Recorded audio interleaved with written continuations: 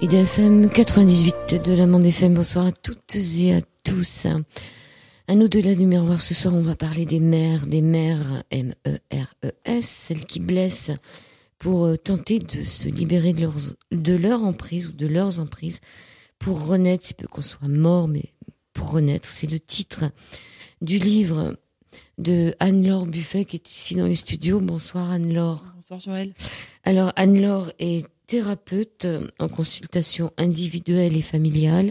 Elle est formatrice spécialisée dans l'accompagnement des victimes de violences psychologiques et elle est aussi conférencière. Elle a créé l'association contre la violence psychologique et vraiment je suis contente qu'elle soit avec nous ce soir. C'est moi qui vous remercie. Ben voilà. Donc Les mères qui blessent, c'est votre premier livre ? C'est le deuxième. Le deuxième livre, le premier s'appelle Victimes de violences psychologiques.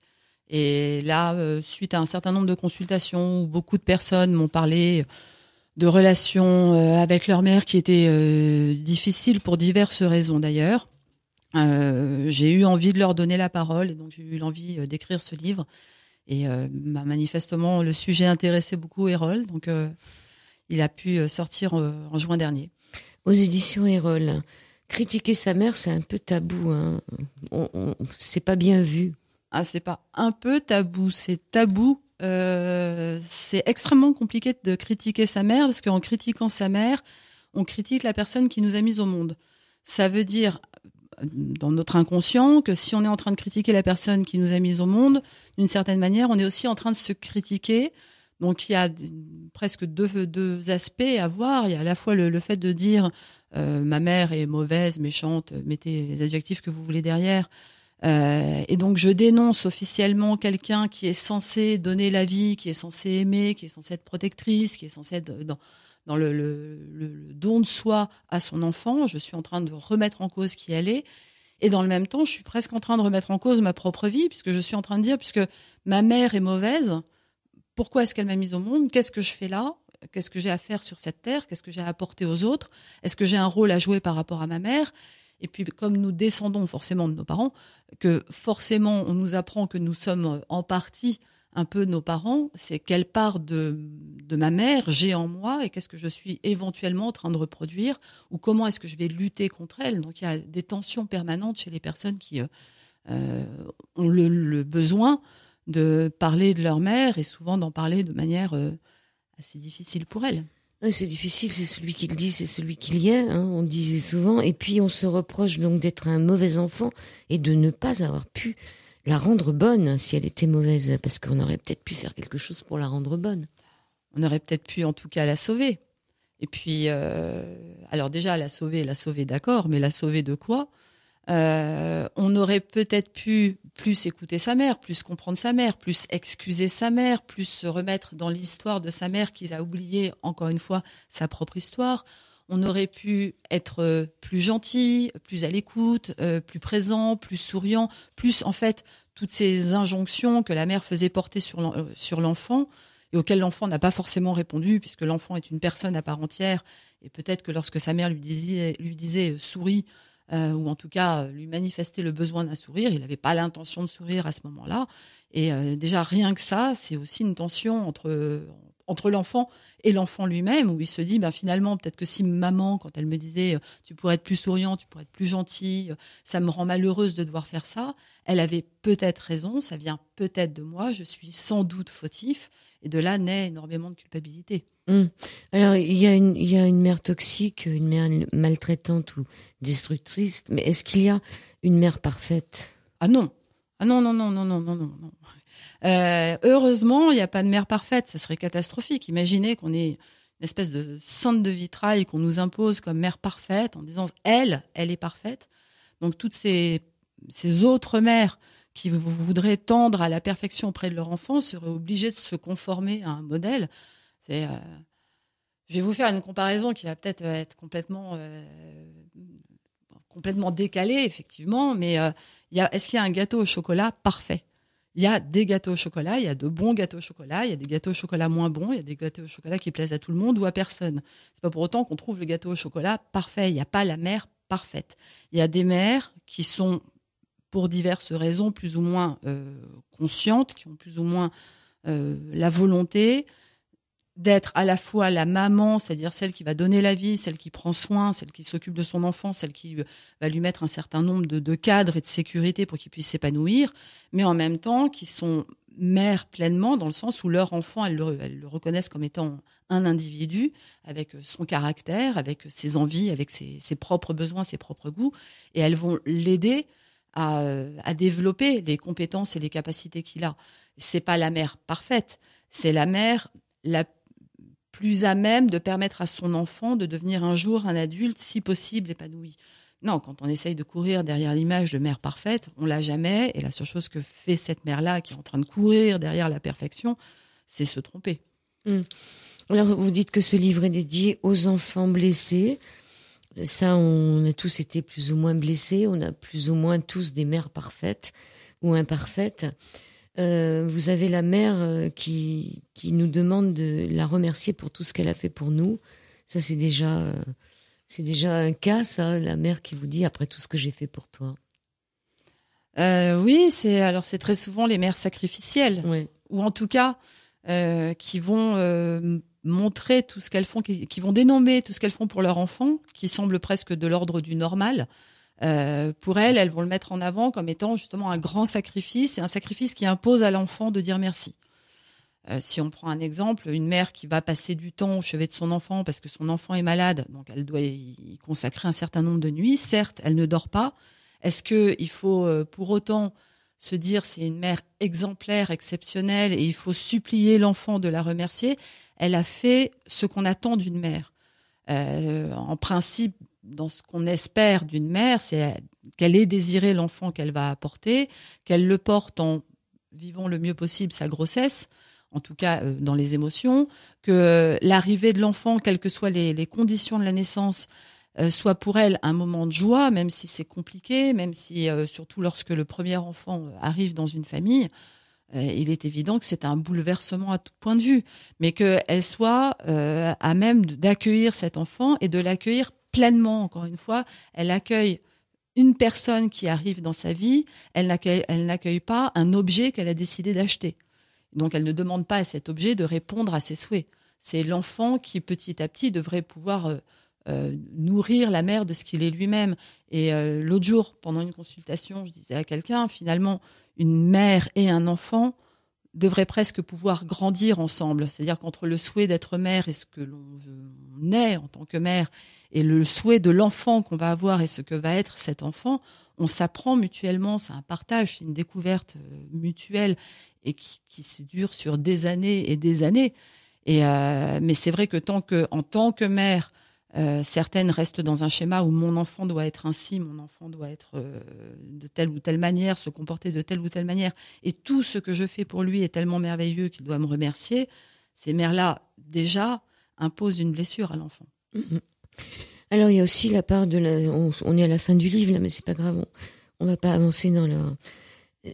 Il y a il y a la part de l'instinct maternel. Hein. On pense qu'il y a un instinct maternel, qu'on est toutes instinctivement mères. Non. On n'est absolument pas toutes instinctivement mères. La société, depuis très longtemps, et c'est un passage que j'ai pris beaucoup de plaisir à écrire dans le livre, pas sur la société en particulier, mais sur l'instinct maternel et le poids qu'il y a sur les femmes.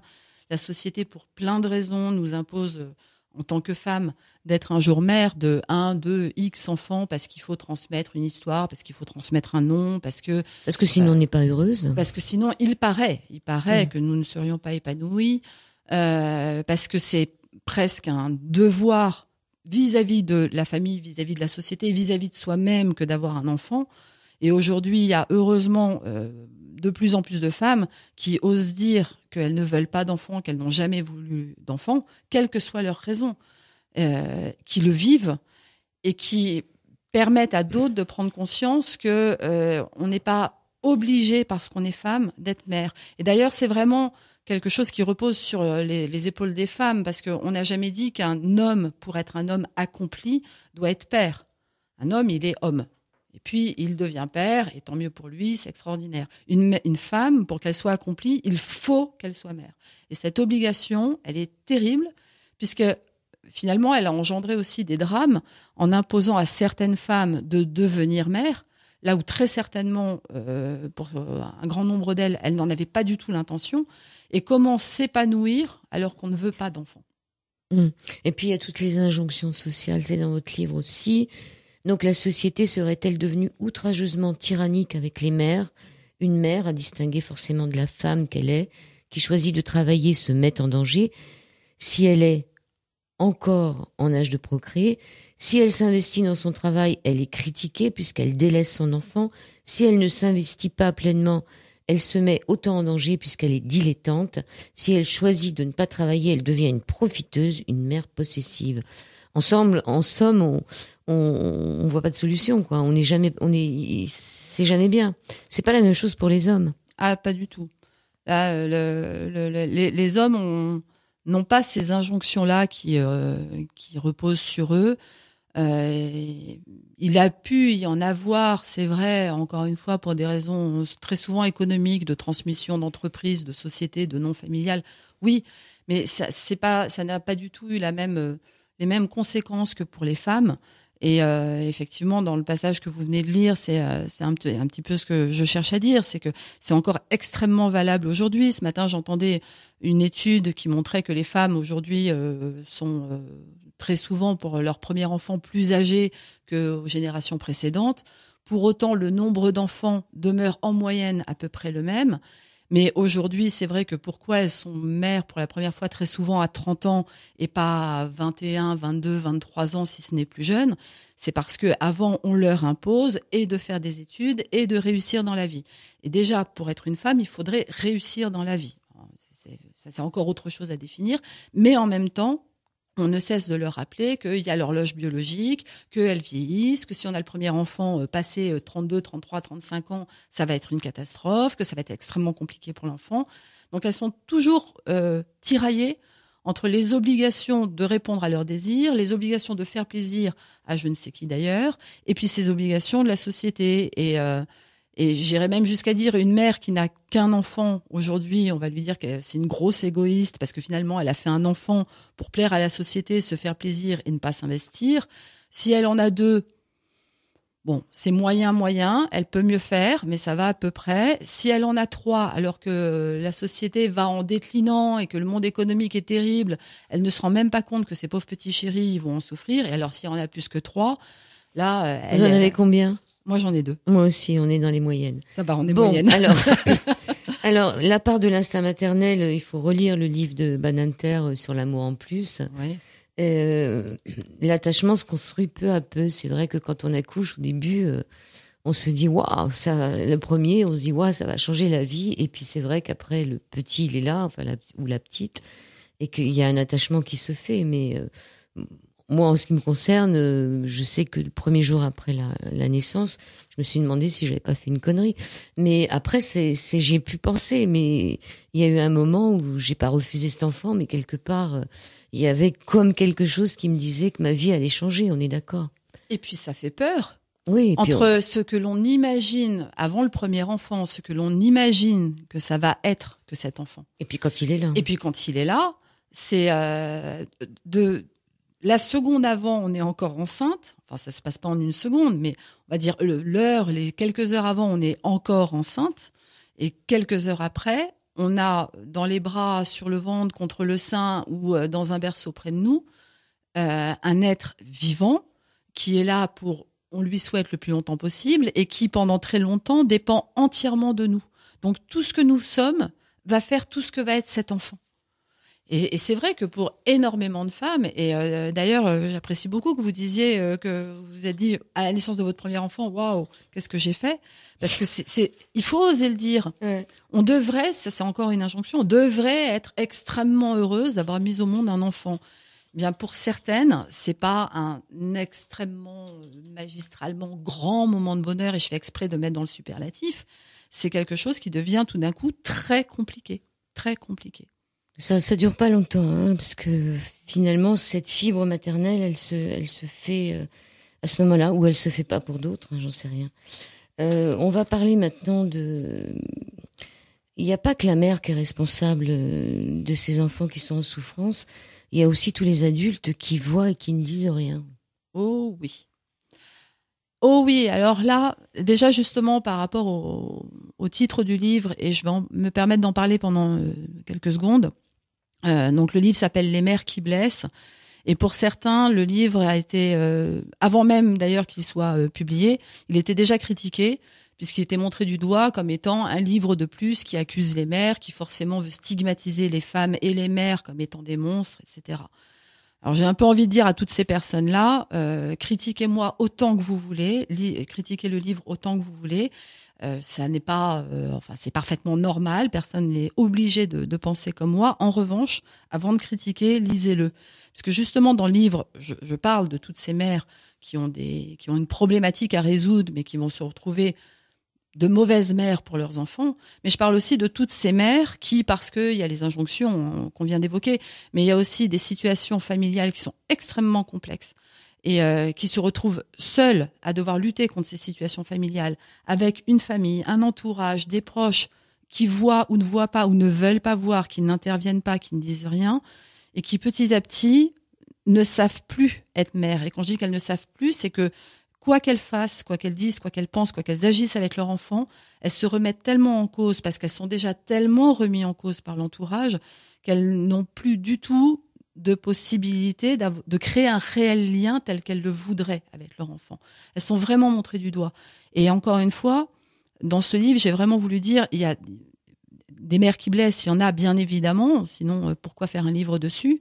Encore une fois, il y en a qui peuvent avoir une pathologie ou un dysfonctionnement qui va être vraiment nocif pour l'enfant, mais il faut vraiment être conscient, et de plus en plus aujourd'hui, et la société aujourd'hui n'aide vraiment pas, il y a des femmes qui se retrouvent dans des situations extrêmement conflictuelles avec le père de leurs enfants, entre autres, et parce qu'elles vont dénoncer une situation, au lieu d'être soutenues par la société, elles vont être encore plus montrées du doigt parce que elles vont oser dire que l'enfant est en danger. Et comme elles osent dire que l'enfant est en danger, à partir du moment où elles prennent la parole, à partir du moment où elles osent dire peut-être que le père a des torts, quel que soit le tort. Ce sera la 3e partie d'émission. Voilà, on leur retire l'enfant. Mais on dédie quand même cette émission à Corinne Gouget, qui avait fait quelques nuits avec moi, qui s'est suicidée le 22 juin 2015. Et c'est vraiment un suicide. Moi, je sais qu'elle avait des problèmes avec ses filles, justement. Donc, à ces mères à qui on retire les enfants parce qu'elles ont osé parler et qui se suicident. On va faire une pause, hein, on va rester un peu tranquille et on verra après ce qui se passe avec... on va faire un peu l'énumération de ces mères, comment elles peuvent être. On se retrouve tout de suite après. Les mères qui blessent, c'est la 2e partie de cet Au-delà du miroir. Vous venez d'entendre Grégoire, la plus belle maman. Nous sommes avec Anne-Laure Buffet, nous parlons des mères qui blessent. L'important dans ce que vous avez écrit dans votre livre, c'est que ces mères maintiennent la servitude de l'enfant en jouant sur le besoin fondamental de l'enfant qui est d'être aimé. Oui. Tout à l'heure, vous évoquiez l'attachement. Et l'attachement, il est fondamental pour l'enfant. Si un enfant n'a pas de repère affectif tout petit, il ne peut pas se développer. Alors, il y a de nombreuses études sur ce sujet-là, hein, de Bowlby à Cyrulnik. Ils sont nombreux à avoir non seulement pris la parole sur le sujet, mais à avoir observé réellement à quel point des enfants peuvent jusqu'à aller se laisser mourir s'il n'y a pas l'attachement avec la mère. Mais dans le sens où quand on dit qu'un enfant a besoin d'être aimé, il n'y a pas cet amour comme on peut le représenter avec un gros cœur. C'est un amour qui va le valoriser, qui va reconnaître son existence, où il va recevoir des regards, mais des regards où il va ressentir que il apporte une certaine fierté, un certain plaisir, une certaine joie à sa mère. Et c'est déjà comme ça que l'enfant va se construire, c'est qu'il sent qu'il est important pour quelqu'un, et en l'occurrence pour sa mère, qu'il est important. Alors ça peut enorgueillir l'enfant, parce qu'il peut très vite comprendre qu'il a un pouvoir aussi, le pouvoir de faire sourire, le pouvoir de faire pleurer. Mais s'il n'a pas de retour, si sa mère ne lui accorde aucun regard, si sa mère ne lui accorde aucune parole bienveillante, il ne peut pas se sentir valorisé. S'il ne se sent pas valorisé, il ne peut pas se sentir aimé. Alors, je parle des enfants petits, hein. Mais même pour un adulte, c'est quand on dit j'ai besoin d'être aimé, très souvent on voudrait dire j'ai besoin d'être valorisé, mais c'est un mot qui est un peu plus difficile à employer puisque ça a ce sens de valeur justement. Donc on dit j'ai besoin d'être aimé, mais l'enfant et l'enfant adulte, la part enfant chez l'adulte a ce besoin et il va le quêter toute sa vie de se dire maman, ma mère m'a forcément aimé puisque c'est une mère, donc de chercher dans sa mémoire, de chercher dans ses souvenirs, de chercher dans les actes de sa mère à quel moment il pourrait y trouver une preuve d'amour. Oui, sinon on n'est pas aimé par personne. Si notre propre mère nous aime pas, c'est pire qu'un père, c'est-à-dire qu'on se dit qu'on ne peut pas être aimable. Absolument, et aimable dans le sens digne d'être aimé. Oui, tout à fait. Alors, ces mères donc qui blessent, elles sont des mères maltraitantes. La maltraitance se définit par des critères. Vous dites en fonction de la fréquence, etc. Comment on peut énumérer ces critères? Alors déjà, il y a la maltraitance psychologique, la maltraitance verbale, la maltraitance physique. Il ne faut pas vraiment séparer la maltraitance psychologique de la maltraitance physique, puisqu'il ne peut pas y avoir de maltraitance physique sans maltraitance psychologique. Il y a forcément en amont d'un coup, en amont du fait d'être enfermé dans un placard qui constitue une violence physique, en amont de tout ce qu'on peut imaginer qui soit brutal pour le corps de l'enfant, il y a déjà une violence psychologique, même si elle est insidieuse, même si elle ne se manifeste pas par des mots. Ce qui est très important dans la maltraitance, et c'est ce qui est très important lorsqu'on parle de mère toxique ou de mère mauvaise, c'est de bien comprendre que c'est parce qu'il y a une récurrence et qu'il y a une répétition de ces actes ou de ces paroles que l'on peut commencer à considérer qu'il y a une violence qui est exercée sur l'enfant.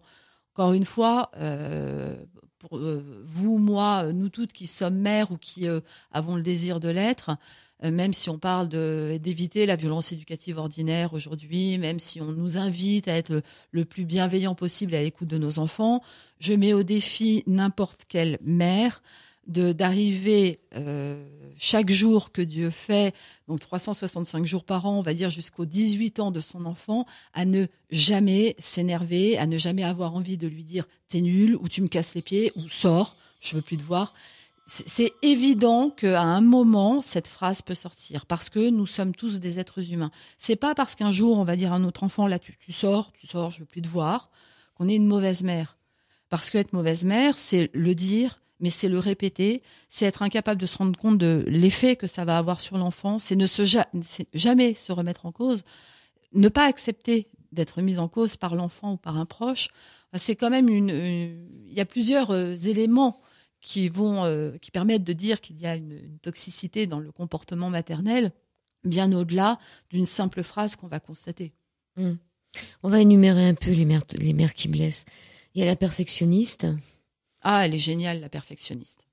Elle est géniale, la perfectionniste, parce que justement, comme son nom l'indique, elle est parfaite. Alors tout à l'heure, vous me demandez si la mère parfaite existe. Alors elle n'existe pas. Mais comme elle est parfaite, ou elle se veut parfaite, ou elle se croit en tout cas parfaite, tout doit être parfait dans sa vie. Et doit être parfait tel que elle conçoit la perfection. Y compris les résultats scolaires de ses enfants. Y compris les résultats scolaires, y compris les fréquentations, y compris les lectures, y compris la manière de s'habiller, de se coiffer. Et ça va être tout du long de la vie de l'enfant. C'est-à-dire qu'il n'a pas le droit à l'erreur. Et le pire pour cet enfant, c'est que même s'il sent que sa mère est perfectionniste, il n'a pas les règles, il les a pas toutes, il n'a pas tous les codes. Donc arriver à être toujours parfait, autant que ça soit possible, aux yeux de sa mère est impossible.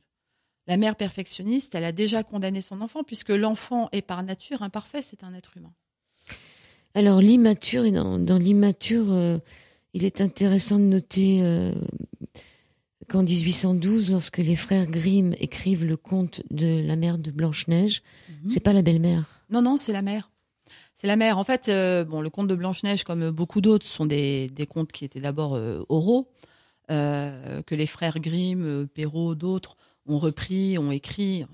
Mais à l'époque, c'était très souvent la mère dans les contes, tant qu'ils étaient oraux, qui était montrée comme étant la mauvaise mère. Et à partir du moment où l'écrit s'est imposé pour transmettre ces contes, la mère est devenue belle-mère.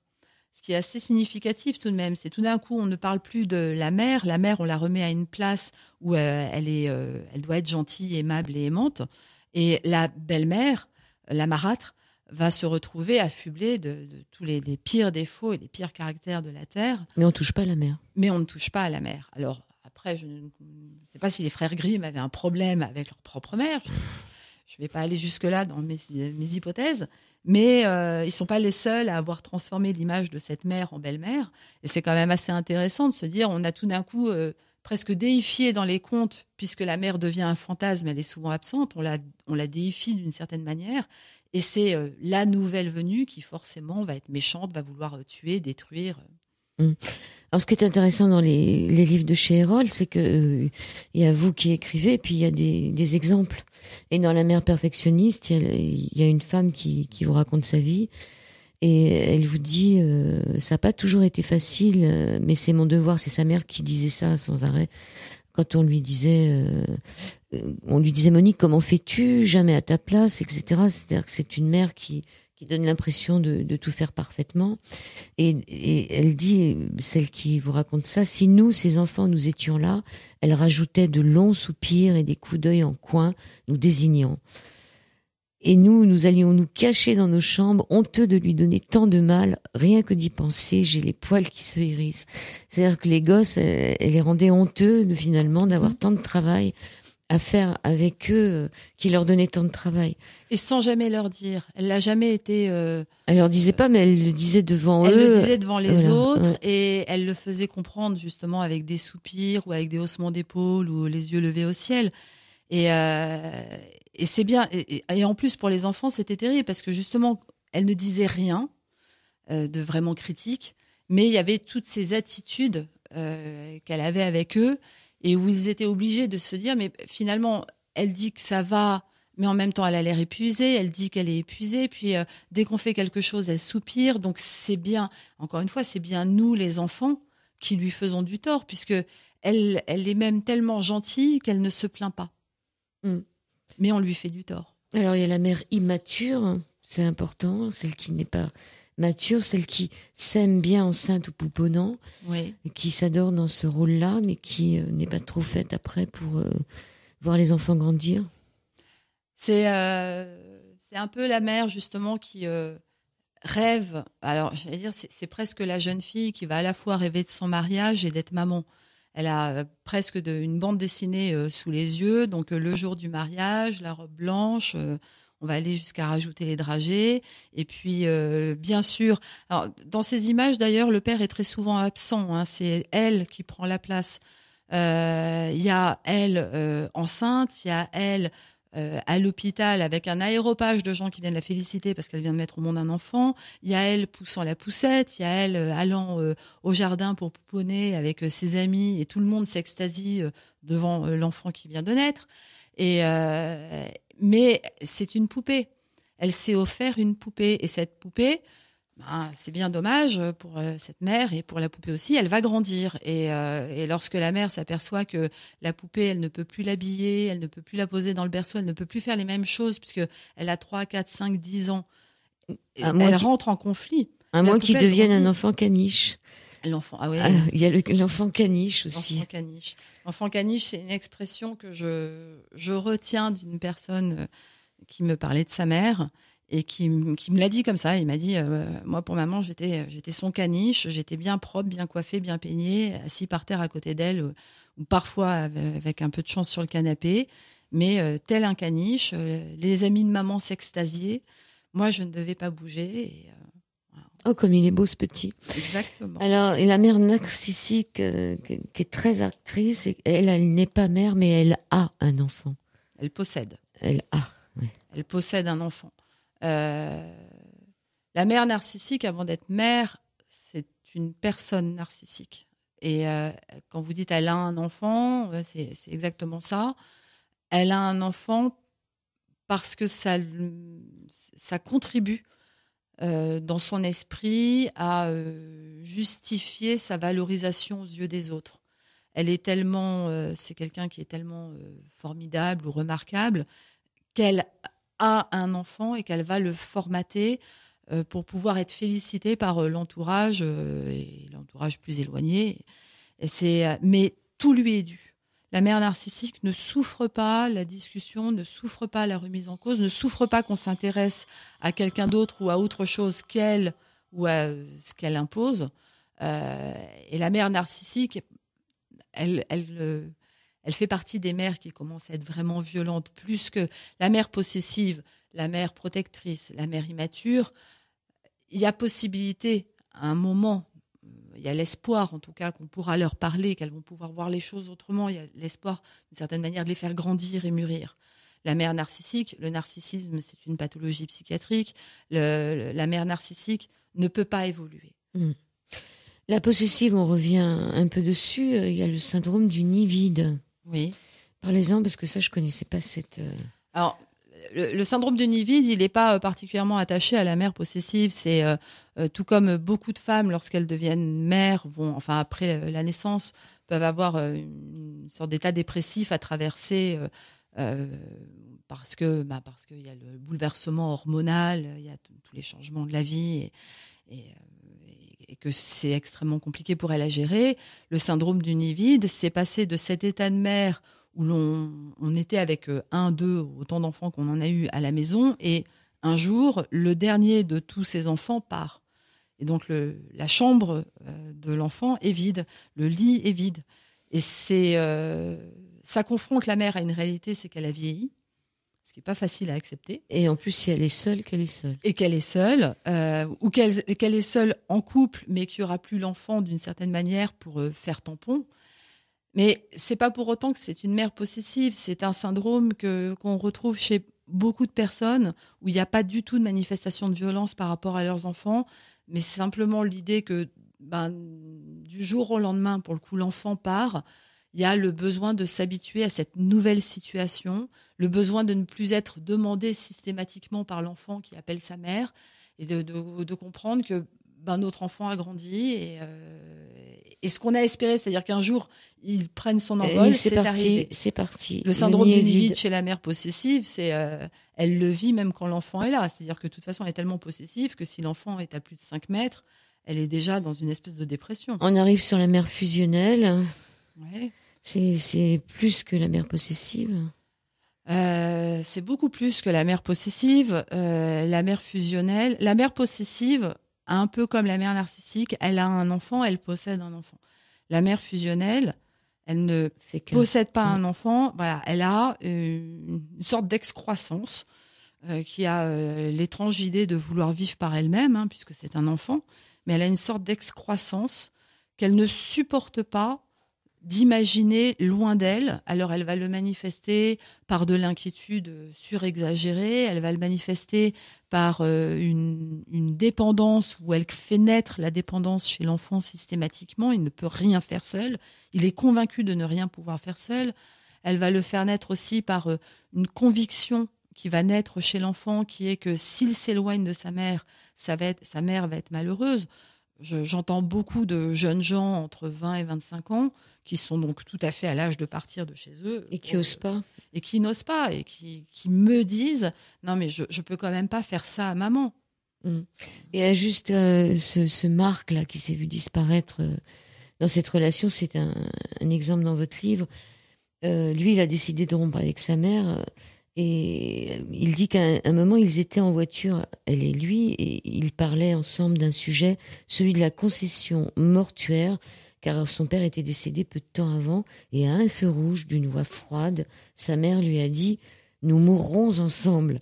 C'est n'importe quoi, mais je l'ai entendu. C'est-à-dire que cette femme, elle est en train de lui dire que si jamais elle allait mourir, je veux dire, elle emportait son fils, quoi. Oui. Exactement. C'est fou comme histoire. Et c'est même, c'est vraiment si elle mourait, elle emmènerait son fils avec elle dans la tombe, sans même un quart de seconde, imaginer qu'elle puisse se dire je ne supporterai pas l'idée que tu disparaisses avant moi.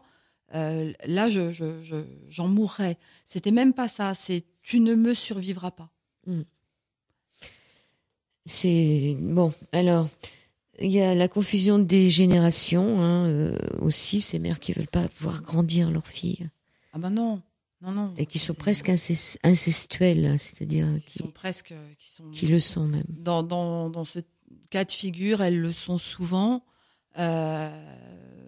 C'est-à-dire qu'elles sont, ça va souvent avec la mère immature. Elles peuvent être des mères en apparence de bonnes mères avec leur fille, en l'occurrence, jusqu'à la puberté de leur fille, puisqu'il n'y a pas de danger, il n'y a pas de rivalité. Mais le jour où leurs filles deviennent pubères, le jour où les seins se forment, où la taille et les hanches se dessinent, où les règles apparaissent, où les hommes les regardent. Les hommes les regardent. Elles rappellent, sans le vouloir bien sûr, elles rappellent à leur mère que leur mère vieillisse. Elles rappellent que cette espèce de pouvoir d'attraction qu'elles ont, leur mère commence à le perdre. Et pour certaines mères, il va y avoir ce besoin de refuser que leur fille grandisse pour elles ne pas se sentir vieillir. Et pour d'autres, l'envie de passer de mère à copine. Dans le livre, j'évoque un cas d'une jeune femme, à l'époque jeune fille, puisqu'elle avait 13 ans, 14 ans, quand donc elle devenait pubère.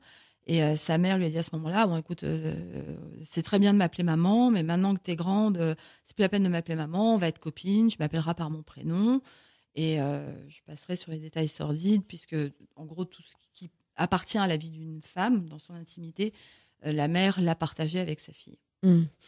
C'est dans le livre. On fait une pause musicale et on se retrouve pour la dernière. Merci Louane pour cette belle chanson qui s'appelle tout simplement Maman. C'est la dernière partie sur l'antenne d'IDFM d'Au-delà du miroir avec Anne-Laure Buffet. Nous parlons des mères qui blessent. C'est un livre qui est publié aux éditions Erol. Les maltraitantes sont négligentes, on peut dire, absence de soins, absence d'encouragement, de valorisation, de sécurité, d'intérêt, de tendresse.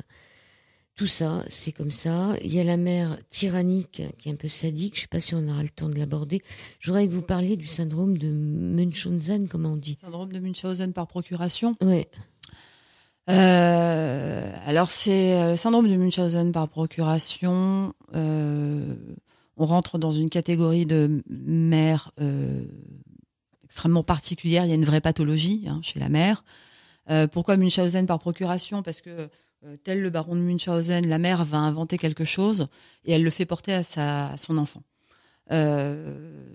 C'est la volonté chez la mère d'être vue vis-à-vis souvent du corps médical, en plus de l'entourage, d'être vue comme la mère, justement parfaite, exemplaire, qui, elle, a su déceler chez son enfant une pathologie et qui va tout faire pour convaincre les médecins que son enfant souffre de cette pathologie pour qu'il en soit soigné.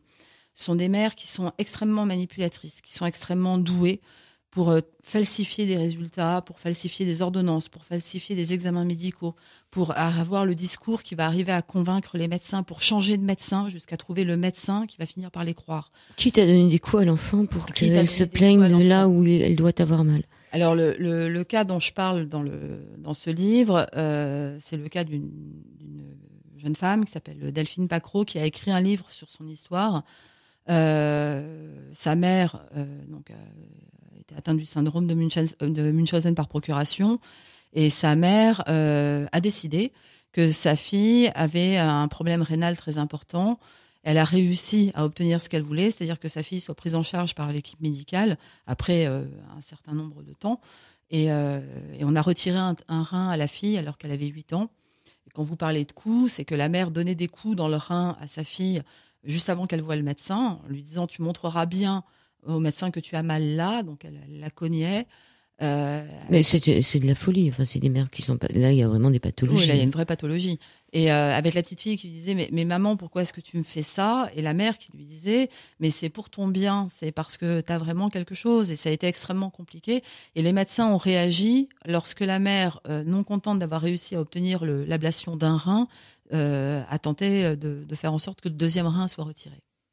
Alors, il y a aussi les mères qui ont une certaine négation du père, qui refusent... qui ont une négation du père devant l'enfant. Ça, c'est pas bon non plus pour l'enfant, pour qu'il se construise. Donc, il est rare qu'une mauvaise mère soit uniquement ce qu'on vient de dire, c'est-à-dire au fusionnel ou possessive ou narcissique. Ou tout Oui. ça. Elle peut être tout ça à la fois ou un petit peu de tout ça. Oui, alors il faut surtout pas que les auditeurs prennent le livre comme un guide, un mode d'emploi ou une espèce de typologie en disant je vais remplir une case. C'est pas d'abord ça ne saute pas aux yeux, sinon ça serait bien plus simple. Et puis une mère possessive est forcément un peu narcissique, une mère fusionnelle est forcément immature, une mère négligente a forcément une pathologie ou en tout cas un passé qui l'a amené à se désintéresser et à désaimer les enfants qu'elle met au monde. On peut pas stigmatiser les personnes. En revanche, on peut quand même noter des éléments, des critères, des points communs, des similitudes dans les attitudes et là se dire effectivement il y a quand même tout ça, plus la récurrence, plus la répétition, qui peut m'autoriser à commencer à dire que peut-être ma mère est une mauvaise mère. Alors vous avez les enfants qui vous disent mais de toute façon elle savait pas faire, c'est pas de sa faute ma mère. Oui, c'est normal, bien sûr, ils vont chercher à l'excuser. Parce que, encore une fois, d'abord, ils ont encore besoin de croire que même si elle a mal fait, même si elle a mal agi, c'était pas parce qu'elle ne les aimait pas, c'est parce qu'elle ne savait pas faire autrement ou qu'elle n'a pas eu le droit, la possibilité de faire autrement. S'ils excusent leur mère, d'une certaine manière, ils se consolent eux-mêmes d'être là et ils se rassurent, ils se protègent. C'est une parole qui est presque une parole doudou pour l'enfant, parce que c'est pas de la faute de maman. Bon, mais de dire c'est pas de la faute de maman, ça implique d'un autre côté que ça soit peut-être de leur faute. Donc il y a toujours cette ambivalence aussi. Alors l'origine de la violence, c'est dans votre livre, on n'a pas le temps d'en parler. Par contre, les séparations conflictuelles, c'est un chapitre dans votre livre avec les mauvaises mères qui se retrouvent en justice et qui finissent par... vous en avez parlé un peu déjà en début d'émission, mais c'est un peu aussi le contrepoids de la balance du fait que maintenant la garde peut être aussi bien au père et à la mère. C'est les mères qui trinquent aussi. Hein. Oui, et qui sont dans une très très grande souffrance. Alors, l'origine de la violence, c'est tout ça aussi. Hein, c'est ce dont vous parliez tout à l'heure, toutes ces causes sociales, culturelles, qui font que on n'est pas forcément mère par envie ou par possibilité. Ça peut être imposé. Et puis il y a aujourd'hui la croyance, malheureusement beaucoup trop véhiculée, que des mères peuvent être de mauvaises mères parce que la situation conjugale est extrêmement conflictuelle. Et encore une fois, elles vont malheureusement pour elles prendre la parole. Elles vont dénoncer des comportements du père. Et si c'est l'inceste, des comportements d'inceste, de pédophilie, de violences répétées. Et ça, si le père est incestueux, si le père est violent, si le père est manipulateur, bien évidemment, il ne va pas prendre de gaieté de cœur le fait d'être montré du doigt. Bien au contraire, et la réaction va être extrêmement violente puisqu'il va tout faire et tout organiser pour que les enfants non seulement soient éloignés de la mère, mais que les enfants soient suffisamment manipulés pour être convaincus que leur mère est une mauvaise mère. Et les enfants vont devenir les porteurs de ce message. Aujourd'hui, on parle pour ces mères-là de désenfantement. C'est ce qui est arrivé à Corinne Gougère, qui s'est suicidée donc, le 22 juin 2015. Donc, elle s'expose, quand elle dénonce l'inceste, elle s'expose à la lenteur de la justice, aussi au fait que le père peut avoir beaucoup d'argent et qu'elle n'en a pas. Donc, elle s'expose à beaucoup de problèmes. Donc, des fois, elle se taise aussi. Elle se taise. Ce qui est assez paradoxal puisque notre société nous invite et même nous avons le devoir de dénoncer les situations de maltraitance, d'inceste, le crime, etc. Mais elles, quand elles le font, en fait, à partir du moment où elles prennent la parole, elles ne sont déjà plus crédibles ou quasi pas crédibles. Donc c'est extrêmement compliqué. Malheureusement, elles ne sont pas toujours soutenues par le corps médical puisque les attestations de complaisance, il y a longtemps, il y en a eu beaucoup, et qu'aujourd'hui, le Conseil de l'ordre aurait tendance à inviter malheureusement les médecins à être prudents dans les attestations. Donc il y a certains médecins qui vont constater que l'enfant est victime d'une maltraitance, mais ils ne feront pas d'attestation, ils resteront très très neutres dans ce qu'ils vont délivrer. Donc la mère, elle se retrouve démunie, elle n'a pas de pièces. Bien évidemment, l'inceste, ça ne se fait pas au milieu du salon devant 40 personnes, donc il n'y a pas de témoins. Bien évidemment, la mère, quand vous parlez de problèmes économiques, elle n'a pas forcément les moyens de se défendre. Bien évidemment, elle ne va pas violer l'enfant une deuxième fois en lui demandant ce qu'on lui a fait. Exactement. L'enfant il est pris dans ce système où il ne se sent finalement pas protégé par la mère, puisqu'elle dit peu ou mal, ou elle ose pas dire, ou même quand elle dit, elle n'est pas crue. Et l'enfant, qui en même temps est manipulé par le père, il rentre dans le jeu du père sans le vouloir, mais il se dit d'un côté, papa parle, maman se tait, et en plus, maman ne me protège pas. Et papa, il est gentil. Et donc papa est gentil parce que lui, il me protège. Et il fait des cadeaux. Alors, et si on parlait des pères, c'est un des sujets de votre livre, le père absent, le père incestueux. Enfin, ça, vous le trouverez dans le livre, incestueux. Est-ce qu'une mauvaise mère peut changer? Oui. Oui. Oui. Ça condamnerait les enfants si on disait qu'ils ne peuvent pas se sortir de ces histoires-là. Ça condamnerait toutes les femmes et toutes les mères si on disait que non, jamais elles ne changeront. Parce que, encore une fois, la grosse difficulté, c'est d'arriver à prendre conscience de ce que l'on agit avec nos enfants. Et parfois, on croit bien faire et on fait du mal, on fait du tort. Mais heureusement, l'être humain est en principe doué de raison. Donc, il y a la possibilité d'amener la mère à réaliser, à comprendre et à faire autrement avec son enfant. À demander pardon. Alors, quand elle demande pardon, souvent les enfants se demandent si elle est sincère. Oui, oui, c'est surtout ça dépend de l'âge de l'enfant. Ouais. Et puis ça dépend de la manière dont c'est fait. Vous savez, une personne qui est manipulatrice, mère ou père, mais une personne qui est manipulatrice, elle va vous souffler le chaud et le froid, elle va vous sortir la pire des horreurs, la seconde d'après vous dire non mais excuse-moi, tu sais bien que je t'aime, et la seconde d'après ressortir une horreur. En revanche, il faut aussi reconnaître qu'il y a certaines personnes, et donc certaines mères qui sont tout à fait capables de dire j'ai mal fait, je suis consciente aujourd'hui que j'ai mal agi, je t'ai fait du tort, je suis coupable de ce que je t'ai fait. Et si elle n'entend rien? Si la mère n'entend rien, Si la mère n'entend rien, je plains l'enfant. Alors justement, on se posait la question de savoir s'il faut couper à ce moment-là l'enfant. Est-ce que l'enfant a le droit de couper le cordon et de...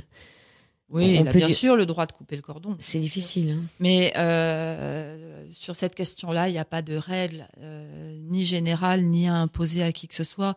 Et je serais qui d'ailleurs pour dire à un enfant ou à un adulte devenu enfant, un enfant devenu adulte, pardon, de dire il faut pardonner à ta mère, il faut couper avec ta mère, il faut aller voir ta mère. Si cet adulte d'une mère mauvaise a le besoin malgré tout pour lui et qu'il est conscient que c'est pour lui, par rapport à ses valeurs, s'il a le besoin de maintenir un lien, qu'il le fasse. S'il a besoin de rompre le lien, qu'il le fasse. Mais le travail, en revanche, le travail en amont de la décision doit lui permettre de savoir s'il le fait justement réellement pour lui, si c'est un choix adulte ou si c'est encore dans une contrainte vis-à-vis de la mère. Vous avez au début de votre livre cette lettre à ma mère de Paul Léoto, ma chère maman. Je finirai par admirer votre dureté, savez-vous, et comme je voudrais pouvoir la prendre à mon compte aussi. Mais toute la chance aura été pour vous. Vous avez pu avoir d'autres enfants, tandis que moi, je n'ai pu me faire une autre mère. Elle est belle, cette phrase. Elle est belle. Alors, quand on connaît la vie de Léoto, et quand on connaît un peu le personnage, il y a presque beaucoup de tendresse dans ces mots-là. Et pour autant, ils sont très durs, mais il y a beaucoup de tendresse pour lui. Il a beaucoup de tendresse pour lui à ce moment-là. C'est un constat assez froid, assez neutre vis-à-vis de sa mère. Si c'était dit beaucoup plus crûment, on dirait j'ai pas eu de bol parce que ma mère c'était toi et toi t'as pu profiter d'autres enfants et moi j'ai que toi, quoi. Donc il faut que je me débrouille avec ça. Ça me rappelle une histoire dans le livre, je sais plus quel était le type de la mère, mais de cette petite fille qui ressemblait pas aux autres. Et quand elle se promenait dans la rue, sa mère, elle la faisait marcher 100 mètres derrière parce qu'elle voulait pas qu'on la voie avec elle. C'est tout à fait le vilain petit canard. Ah oui, oui, et elle est restée, d'ailleurs, cette personne, elle est restée le petit canard de sa mère qui donc lui tirait les cheveux, mais très violemment pour la coiffer. Elle était la seule frisée de la famille, donc il fallait pas être frisée. Qui devait marcher derrière parce qu'elle faisait honte à sa mère, qui de toute façon faisait systématiquement honte à sa mère, et sans le vouloir, bien évidemment. Et encore récemment, puisqu'il y a relativement peu de temps, alors que maintenant c'est une femme d'âge mûr, elle s'est retrouvée à une réunion de famille, ça faisait longtemps qu'elle n'avait pas vu sa mère, elle a pris une flûte de champagne, la flûte de champagne s'est cassée, et sa mère lui a dit, comme d'habitude, on ne fera jamais rien de toi. Donc il y a aussi des mères qui ne changeront jamais. Il y a celles qui changent, il y a celles qui changeront jamais. Donc c'est à nous de savoir si on continue avec ou si on les laisse On les laisse de leur côté. Les mères qui blessent, se libérer de leur emprise pour renaître, pour tous ces enfants qui souffrent. C'est un livre de d'Anne-Laure Buffet aux éditions Erol. Je pense que vous avez un blog ou quelque chose, non? J'ai un blog, c'est www.harcèlementmoral.blog. Au singulier. Page Facebook, voilà. Au singulier. Oui, au singulier. On me trouve facilement. Et je réponds volontiers. Vous avez une phrase pour terminer l'émission? J'aimerais bien que les enfants, même adultes, c'est souvent les adultes quand même qui parlent, qui entendent et qui se sentent concernés, se disent qu'ils ne sont pas seuls. Et se disent qu'ils peuvent parler. Ouais. Et puis on essaye de se chercher aussi en tant que mère là-dedans. Voir ce qu'on aurait pu être aussi, la mère. On cherche sa mère, mais on se cherche aussi en tant que mère. Donc c'est un livre intéressant. Merci beaucoup. Merci beaucoup à vous. Merci à vous, Anne-Laure Buffet. Merci.